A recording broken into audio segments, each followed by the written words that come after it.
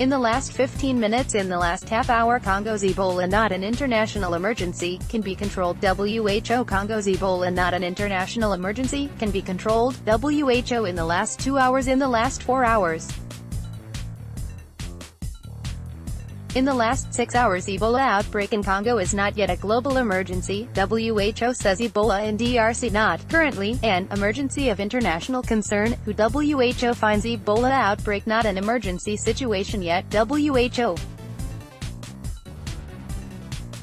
Besides, new Ebola outbreak is not yet a top health emergency. Ebola outbreak isn't a global emergency yet. WHO says Ebola outbreak in Congo is not yet a global health emergency. Congo's Ebola outbreak not yet a global health emergency. WHO Ebola in Congo not yet a global health emergency. WHO says Congo's Ebola outbreak not yet an international emergency. WHO Ebola outbreak in Congo not yet declared an emergency. WHO Congo's Ebola outbreak not yet an international emergency. WHO the latest. WHO Ebola in Congo not global health emergency. Earlier today, Ebola outbreak in DRC. WHO to hold emergency meeting. WHO mulls emergency designation for Congo's Ebola trouble as WHO calls emergency meeting on Ebola. 14 confirmed Ebola cases in DRC as emergency meeting held. 14 confirmed Ebola cases in Congo